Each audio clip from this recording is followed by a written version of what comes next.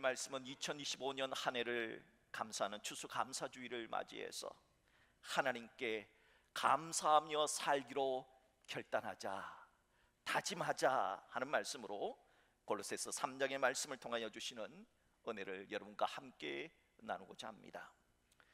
예수를 믿는다는 것은 이전과는 다른 새로운 사람으로 살겠다 하는 신호입니다.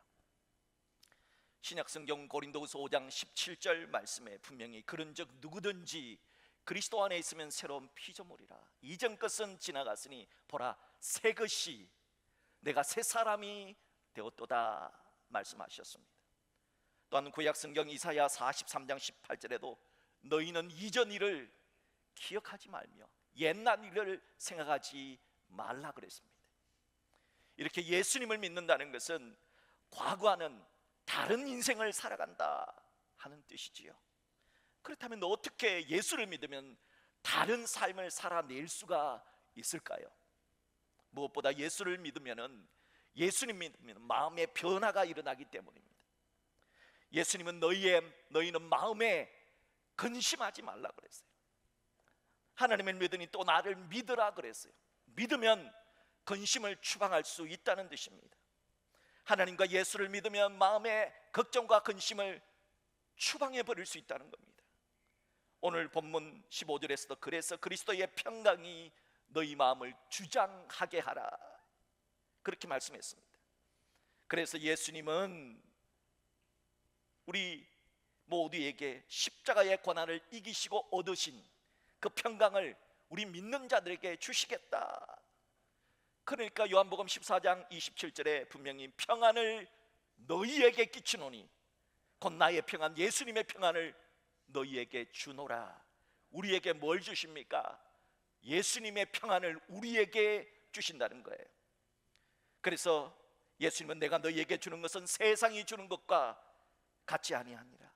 너희는 마음에 근심하지도 말고 두려워하지도 말하라 그렇게 말씀했던 겁니다. 그러므로 하나님을 믿는 예수님을 믿는 자들은 우리에게 예수님이 주신 평강으로 우리의 마음속에 근심이 일어나려고 할 때, 우리 마음속에 걱정이 일어나려고 할 때 명하십시오. 난 예수님이 주신 평강으로 사는 사람이야. 그러니 근심은 나에게서 물러가라. 근심은 나에게 필요 없어. 걱정은 나에게서 필요 없어. 물러가라. 그렇게 예수 그리스도의 이름으로 컨트롤하라, 통제하라 하십니다. 그래서 다윗왕은 시편 118편 6절에서 여호와는 내 편이시라. 여호와는 내 편이시라. 내가 두려워하지 아니하리라. 사람이 내게 어찌할까? 하나님이 내 편인데 누가 걱정할 필요가 있느냐는 겁니다. 우리 시편 118편 8절 한번 합독할까요? 여호와께 피하는 것이 사람을 신뢰하는 것보다 나으며. 아멘. 시편 118편 9절도 한번 합독할까요? 여호와께 피하는 것이 고관들을 신뢰하는 것보다 낫도다.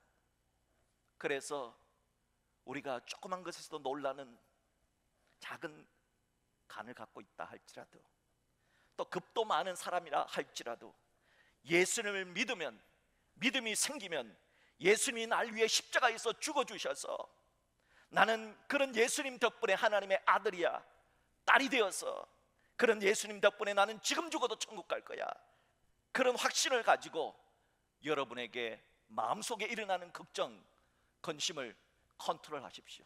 제어하십시오. 걱정한 나는 필요 없다. 걱정 필요한 사람한테 주세요. 근심 나는 필요 없어. 근심 필요한 사람한테 주세요. 그리고 나에게는 평안만이 필요해 하고 예수의 평안으로 여러분이 평안한 삶을 살아내시기를 주의 이름으로 축복합니다. 이렇게 볼 때 예수를 믿는 믿음은 연약한 사람을 강하게 만드는 놀라운 축복이죠. 걱정과 두려움을 포로된 자를 자유케 만드는 놀라운 축복이죠. 예수를 믿는 믿음은 가시 같은 내 인생의 길을 그래도 천국을 향해 가는 나그네 길로 바꾸어 주시니 참으로 예수 믿는 것이 놀라운 축복이 아니고 무엇이겠습니까? 오늘 본문인 골로새서 3장의 본문의 말씀은 이 복된 믿음을 가진 하나님의 사람들이 하는 것이 한 가지가 있다는 거예요.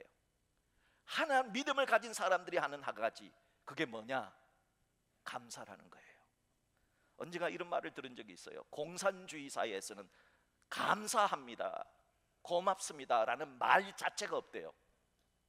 공산주의에서는 감사가 없어요. 고맙다는 말이 없어요. 왜 없느냐? 하나님을 안 믿기 때문입니다. 하나님을 안 믿으니까 모든 것이 자기들의 힘으로만 이루어졌다고 생각하기 때문에 절대 감사가 없고 절대 고마움이 없는 거예요. 언젠가 소련 공산당 서기장을 지낸 후르시초프가 이런 이야기를 했어요. 미국이 세계상에서 제일 잘 사는 이유는 땡큐를 가장 많이 말하는 나라이기 때문이다. 우리 소련은 왜 망하느냐? 땡큐가 없다는 거예요. 땡큐. 모든 것을 너무나 당연한 걸로 생각한다는 거예요. 그러나 땡큐를 말하는 사람이 잘 살고, 땡큐를 말하는 집이 잘 살고, 땡큐를 말하는 나라가 잘 산다는 거예요. 그 레스토랑 가운데, 패밀리 레스토랑, 가족 레스토랑 가운데 TGI 프라이데이라고 하는 레스토랑이 있어요. TGI 프라이데이. 이 TGI 프라이데이 이름이 뭐냐? Thanks God, it's Friday. Thanks God, 하나님 고맙습니다. It's Friday, 드디어 금요일이네요. 여러분, 금요일이 세상 사람들은 다 당연하다 생각하잖아요. 그런데 하나님 금요일을 주셔서 감사합니다. 왜요? 토요일 주일 쉬잖아요. Thanks God, it's Friday. 그러니까 금요일 주셔서 감사하고, 토요일 주일 TGI 프라이데이 가서 맛있는 거 먹고 행복하자, 뭐 이런 뉘앙스를 풍겨낸 식당 이름 아닙니까? 여러분, 세상에 식당 이름 앞에 하나님 감사해요 라고 하는 식당 이름을 쓰는 나라가 세상에 어디 있습니까? 이렇게 보건대 소련 공산당 서기장 후르시초프의 말이 맞는 것 같습니다. 땡큐, 감사합니다를 말하니 사람들에게 잘 되는 역사가 있는 것이지요. 그래서 오늘 하나님은 우리들에게도 너희는 또한 감사하는 자가 되라, 그렇게 말씀하십니다. 어떤 감사냐? 감사해야 할 때도 감사하지만은 감사할 수 없을 때도 감사하는, 언제나 감사는 전천후 감사를 하라는 겁니다. 오늘 본문 15절 끝부분을 보세요. 너희는 또한 감사하는 자가 되라. 16절 끝부분도 한번 보세요. 감사한 마음으로 하나님을 찬양하고, 17절 끝부분도 보세요. 그를 힘입어 하나님 아버지께 감사하라. 오늘 말씀을 대하면 마음속에 이런 의문이 생기는 분이 계실 거예요. 하나님 왜 우리들에게 감사하라, 권유가 아니라, 너희들 이렇게 했으면 좋겠다, 권유가 아니라, 권면이 아니라 명령, 감사하라 하는 명령을 내리셨을까 하는 겁니다.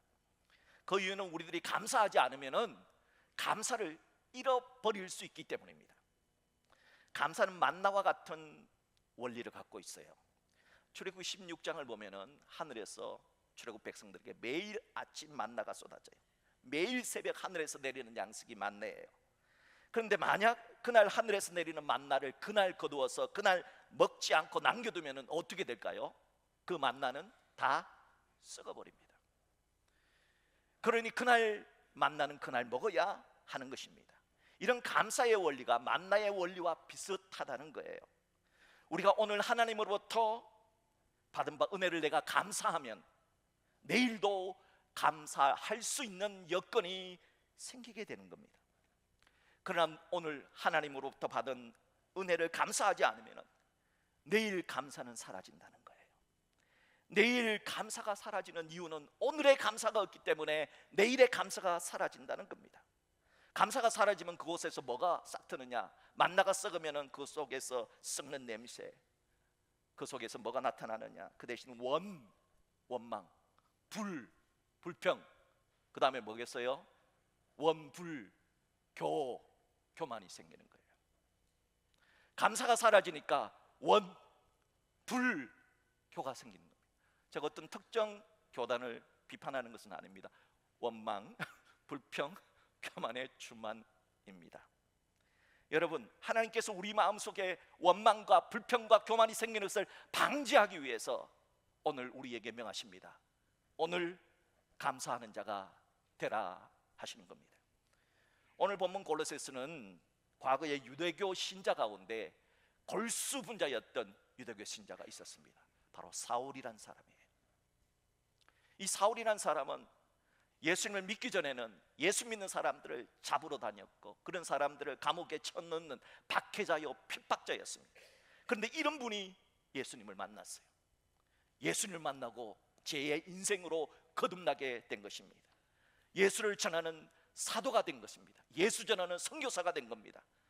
그 사람, 사도 바울께서 기록한 성경이 바로 오늘 골로새서입니다. 그런데 이 골로새서를 기록한 사도 바울이라는 사람이 얼마나 감사할 환경이 많았으면 오늘 본문에서 15절, 16절, 17절, 9절, 9절마다 감사하라, 무려 3번이나 트리플로 감사를 말하는 사도가 되었을까요? 정말 사도 바울은 엄청나게 많은 감사의 조건이 있었을까요? 아닙니다. 놀랍게도 사도 바울의 대표적인 사역지였던 고린도 교회의 관계를 보면은 그의 입에서 도저히 감사란 말이 나올 수가 없어요. 고린도 교회는 사도 바울이 개척한 교회입니다. 사도 바울이 18개월 동안 땀과 눈물과 정말 정성을 다해서 복음을 전해서 고린도 교회가 세워졌습니다. 그런데 이런 고린도 교회가 사도 바울이 옛날에는, 지금은 사도지만 옛날에는 교회를 박해하는 박해자였잖아요. 그런데 이런 사람이 어떻게 사도가 될 수 있느냐 하는 것에, 사도의 자격이 없다는 것에 제일 먼저 앞장선 교회가 바로 고린도 교회였다는 겁니다. 다른 사람이 아니라. 자, 무엇 때문에 사도 바울을 고린도 교회가 비판을 했는가? 고린도후서 10장 10절을 한번 볼까요? 자, 10장 10절. 그들의 말이, 그의 편지들은, 사도 바울의 편지들은 로마서부터 시작해서 로마서, 고린도전서, 갈라디아서, 에베소서, 빌립보, 골로새 13권이 되는 신약 성경은 모두 다 무게가 있어요. 무게가 있고 힘이 있으나 그가 몸으로 대할 때는, 직접 와서 사도 바울이 몸으로 대해서 말할 때는 약하고, 그 말도 제대로 못하네, 시원하지 않다라고 하니, 사도 바울이 멀리서 보낸 편지들은 무게가 있었습니다. 그런데 직접 사도 바울이 몸으로 와서 복음을 전할 때는 너무 약하다는 겁니다. 먼저 바울의 외모가 너무 수준 떨어지는 외모였다는 겁니다. 또 사도 바울이 말이 당시에는 수사학이 있어서 철학자들이 유창한 말을 했습니다. 그런데 사도 바울의 말솜씨가 시원찮다는 겁니다. 실제로 오래된 유럽 교회의 성벽에 보면은 저렇게 좀 굉장히 좀 준수하게 생긴 모습으로 보입니다만은, 보면은 어떻습니까? 키는 작습니다.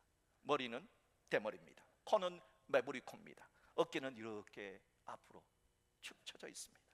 그리고 배도 볼록 튀어나와 있습니다. 이런 볼품없는 외모, 그래서 이런 외모를 가진 사도가 뭔 사도냐, 인정할 수 없다 했습니다. 사람이 외모를 가지고 사람이 비판을 하면 정말 아주 화가 나잖아요. 또한 사도 바울에게는 불치병이 있었습니다. 고린도후서 12장 7절을 보면 바울은 이 병을 육체의 가시, 그리고 사탄의 사자라고 불렀어요. 얼마나 그 불치병이 자기 몸을 아프게 했으면 사탄의 사자라고 얘기했겠습니까? 바울은 이 불치병을 고쳐주기를 3번이나 하나님께 기도했습니다. 그때 하나님이 뭐라고 말씀하셨느냐? 내 은혜가 내게 족하도다. 이는 내 능력이 약한 데서 온전하여 짐이라 했던 겁니다. 하나님이 이렇게 말씀하신 겁니다. 바울아, 이 육체의 가시는 너를 교만하게 만드는 것을 방지할 목적으로 주신 것이다.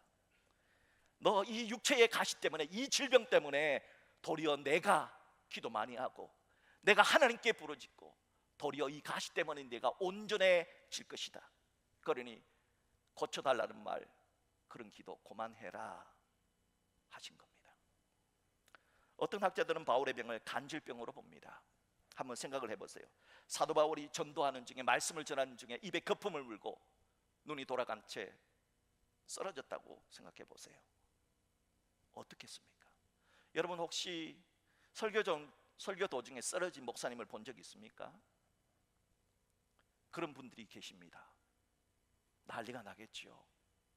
사도 바울이 몇 번이나 그런 일이 있었다는 겁니다. 그런데 하나님은 웬만하면 그런 기도 들어줄만 하잖아요.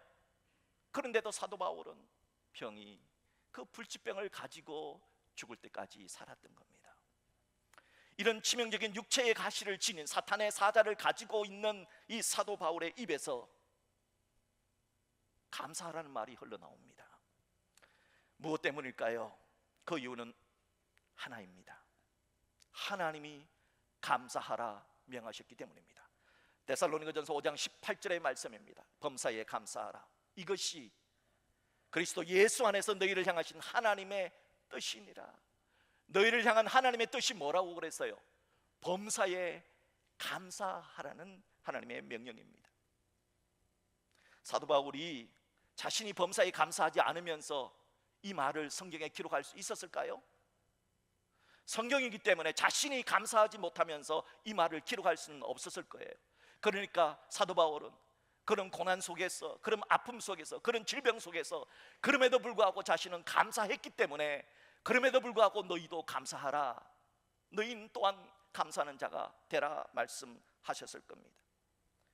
사도 바울은 이렇게 비난의 상황, 평생 육체의 가시라는 질병을 갖고 살아야 하는 상황 속에서도 감사했기에 오늘 골로새서 3장 5절에서 너희는 감사하는 자가 되라 하신 겁니다. 바라기는 우리들도 하나님의 명령이기에, 하나님이 그리 말씀하셨기에 우리도 감사하는 자로 살아갈 수 있기를 주의 이름으로 축복합니다. 자, 그러면 일도 그렇고 몸도 건강하지 못하면 환경이라도 좋아야 되지 않을까요? 지금 사도 바울이 어디서 이 골로새서를 기록하고 있습니까? 사도 바울이 지금 이 성경을 기록하고 있는, 골로새서를 기록하고 있는 장소는 로마입니다. 그러면 여러분, 로마 그러면은, 이탈리아 그러면 생각나는 게 뭐가 있어요? 와, 멋진 리조트에서, 사도 바울이 지금 리조트에서 이 성경을 기록하고 있을까요? 아니면 멋진 호텔에서? 안 그러면 에어비앤비에서? 아닙니다. 사도 바울은 로마에 새 집을 얻었어요. 렌트를 했어요. 새 방에 살았어요. 월세방에 살았어요. 그리고는 사도 바울을 지키는 군인이 있습니다. 그러니까 가택연금 당한 상태에서 골로새서를 기록하고 있습니다. 무슨 감사가 있겠어요? 그럼에도 불구하고 사도 바울은 입만 열면 감사하라, 감사를 말합니다. 이 얼마나 역설적이고 불가사의합니까? 오늘 골로새서의 감사를 가장 잘 표현한 시 한 편을 여러분과 함께 나누고자 합니다. 이혜인 님의 선인장의 감사라는 시인데요, 이런 시입니다. 사막에서도 나를 살게 하셨습니다. 쓰디쓴 목마름도 필요한 양식으로 주셨습니다. 내 푸른 살을 고통의 가시들로 축복하신 당신, 피 묻은 인고의 세월 견딜 힘도 주셨습니다. 그리하여 살아있는 어느 날 가장 긴 가시 끝에 가장 화려한 꽃 한 송이 피어 물게 하셨습니다. 선인장의 감사에 나오는 이 선인장은, 시인은 바로 우리 이 시대를 살아가고 있는 그리스도인을 선인장으로 묘사를 했습니다. 선인장으로 묘사된 그리스도인은 사막, 목마름, 고통의 가시, 이런 모든 것들이 불필요한 걸림돌이 아니라 우리 인생 마지막에 나를 가장 힘들게 했던 가장 긴 그 가시 끝에 화려한 꽃 한 송이 하나님께서 피우게 하실 것이라는 절대 믿음을 가지고 선인장의 감사라고 하는 노래를 부르고 있습니다. 사랑하는 성도 여러분, 선인장의 감사의 이 노래가 우리 모두의 노래가 될 수 있기를 주의 이름으로 축복합니다. 세상 사람들은 감사할 일이 있어야 감사하지 라고 합니다.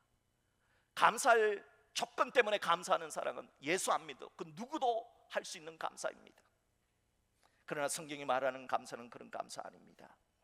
어떤 환경에서도, 감사하지 못할 환경에서도, 처치에서도 감사하는 초월적인 감사를 하라 합니다. 왜요? 하나님은 선인장 같은 내 인생의 가시를, 그런 가시 중에서도 가장 긴 가시, 그 끝에 가장 화려한 꽃 한 송이를 피워 줄 수 있는 능력을 지니신 전능하신 하나님이시기 때문입니다. 하나님은 모든 것을 가능케 하시는 전능하신 하나님이십니다. 이런 놀라운 진리를 알았던 하박국 선지자는 그래서 하박국 3장에서 이렇게 노래하고 있습니다. 그 유명한 하박국의 노래 우리 같이 한번 합독할까요?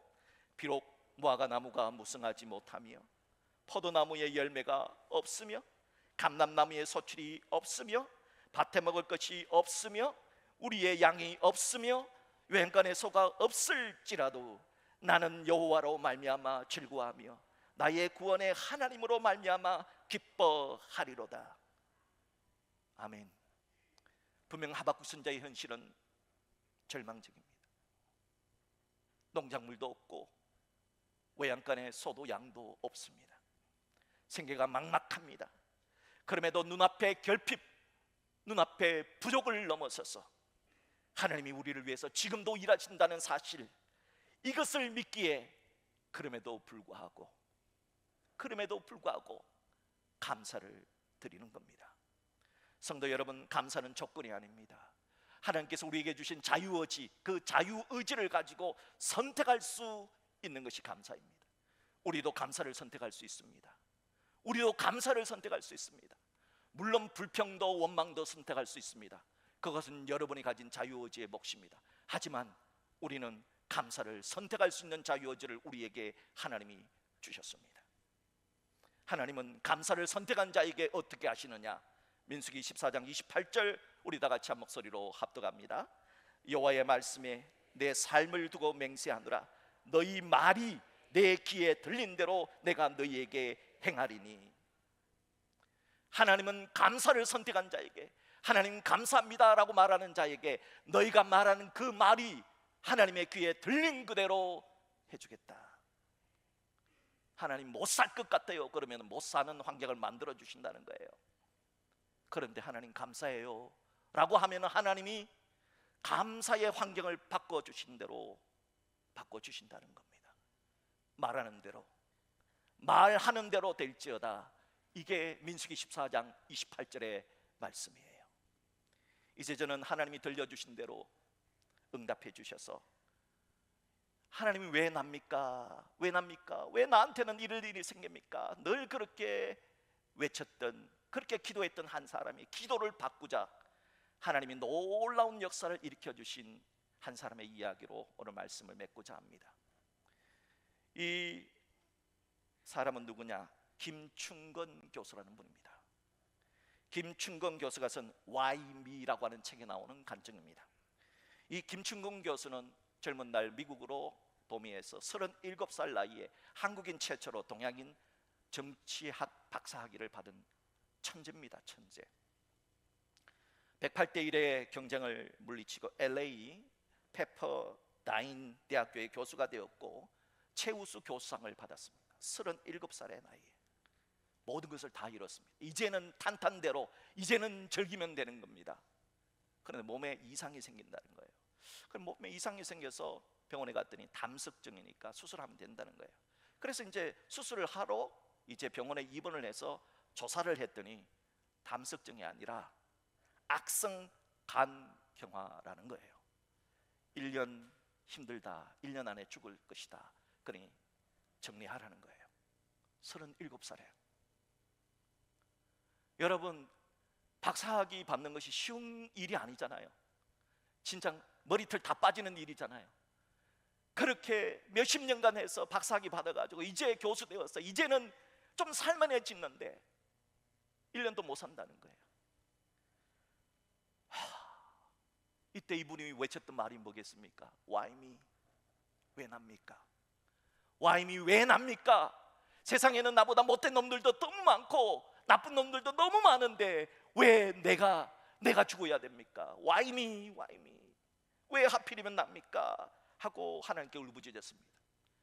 1년밖에 못 산다니까 이왕 죽을 거 뭐 LA 동쪽에 가면 빅베어 마운틴이 있대요. 이 빅베어 마운틴 꼭대기에 올라가서 하나님께 기도했습니다. 하나님, 나쁜 놈들 보세요. 저 밑에 얼마나 나쁜 놈들이 많은가. 그런데 왜 납니까? 이렇게 성경을 읽으며 기도한 지 6일째 되는 날 새벽 1시, 정확한 시간까지 기록을 했어요. 하나님이 김 교수가 이렇게 원망하는 기도, 하나님 왜 납니까? 나는 잘 살았는데. 나쁜 놈들 한번 보세요. 이런 이야기를, 이 기도를 들으시고 하나님이 놀랍게 이 김충곤 교수가 하는 그 기도 속에 하나님이 들어와서 말을 한 거예요. 그럼 혀를 바꿔버린 거죠. 말을 바꿔버린 거예요. 나는 이렇게 기도하려고 기도했는데 와임이 이렇게 하는데 하나님이 그 기도를 바꿔버린 거예요. 얼마나 놀랐겠어요. 여러분 기도하다가 내 기도가 바뀌어가지고 나가는 그런 놀라운 경험을 해보신 적 있습니까? 얼마나 놀랍게요. 이분이 기도 중에 하나님이 뭐라고 말씀하셨느냐, 내 피 속에 있는 독소 때문에 죽어가는 것은 잘 알고 있으면서, 너 아파 병들어 죽는 것은 잘 알면서, 너는 진정 내 영혼 속에 있는 독소 때문에, 너의 죄 때문에 죽어가는 것은 왜 모르느냐. 너의 영혼에 독소가 있다는 거예요. 이때 이 하나님의 말씀을 듣고 충격을 받습니다. 이 김충곤 교수는 하나님의 말씀을 들은 즉시 왜 납니까? 왜 나쁜 놈은 저렇게 잘 사는데 왜 납니까? 언제나 이런 식으로 기도했는데 이 기도가 바뀐 거예요. 하나님 잘못했어요. 회개 기도로 바뀐 거예요. 하나님 잘못했어요. 하나님 잘못했어요. 기도를 하니까 무려 5시간 동안 회개 기도를 했는데, 어렸을 때부터 37살까지, 어렸을 때 볼 때는 이건 죄도 아닌 것 같은데 그런 죄들이 소상하게, 특별히 자기가 했던 말, 남한테 상처 줬던 말, 이렇게 했던 말, 부정적인 말, 그게 전부 다 영화의 한 장면처럼 5시간 반 동안 쫙 지나가더라는 거예요. 그런 다음에 지쳐서 떨어지고 있을 때 5시간 반쯤 회개 기도했을 때 하얀 옷을 입은 분이 이 김 교수에게 찾아와서 꼭 끌어안아주면서 내가 너를 용서한다, 내가 너를 용서한다, 내가 너를 용서한다 하는 3마디 말씀을 하고 사라지는 환상을 잠시 보게 되었습니다. 그 환상을 본 이후에 하나님이 살려주실 것이다 하는 그런 확신이 들더랍니다. 그래서 그때부터 내려가서 김 교수는 육체의 독소를 뽑아내기 위한 식이요법을 했는데, 이 식이요법을 하기 전에 영혼의 독소부터 뽑아내는 회개의 기도를 매일매일 기도를 했답니다. 그렇게 모든 일을 하기 전에 항상 회개기도, 항상 우선적으로 하나님께 회개기도, 그런 다음에 감사기도, 하나님 감사합니다 하고 이렇게 한 다음에 육체의 독소를 뽑아내는 그런 치료를 받게 되었습니다. 그때 김 교수에게 기적이 찾아왔습니다. 강경화에서 온전히 치유가 된 것입니다. 그 후에 김 교수는 알래스카로 가서 알래스카의 요셉이 되라 하는 하나님의 비전을 받습니다. 그리고 김 교수는 페퍼다인 대학교와 알래스카 주립대학교, 캘리포니아 주립대학교 등에서 40년간 교수로 지내면서 올해 2023년 3월 10일 86세의 나이로 하나님을 불러 가실 때까지 무려 생명을 50년 연장받아서 그동안 하나님께서 주신 은혜로 감사하며, 특별히 1.5세 그리고 2세, 전세계 한인들 1.5세와 2세를 위하여 자마라고 하는 예수 대각성 운동을 펼치며 행복한 인생을 살다가 주님 앞에 가게 되었습니다. 사랑하는 성도 여러분, 여러분의 입술에서 감사가 흘러나오면 그 감사의 말을 누가 들을까요? 여러분이 먼저 듣고, 상대방이 듣고, 그리고 하나님이 들었습니다. 하나님이 들으시고 네가 한 말대로 감사로 세상을 바꾸어 주리라. 이게 하나님의 말씀이에요. 사랑하는 성도 여러분, 하나님의 말씀으로 이 세상을 창조하신 분입니다. 그러므로 우리가 하는 말, 이 말이 감사의 말로 바뀔 때 하나님은 우리의 삶을 감사로 바꾸어 주실 것입니다. 여러분의 말을 체크하십시오. 혹시 여러분 감사를 잃어버린 인생이라면 여러분 마음속에 끊임없이 원망불평 교만의 말을 한다면 그 말을 바꾸어서 감사의 말을 하십시오. 감사를 선택하십시오. 감사를 선택한 여러분에게 하나님께서 여러분에게 감사의 환경을 주실 줄 주님의 이름으로 축복합니다. 나는 이제 감사하는 자가 될 거야. 나는 누가 뭐래도 이제는 감사하는 기도를 할 거야. 그렇게 결단하고 나아가는 우리 모두가 될 수 있기를 주의 이름으로 축복합니다.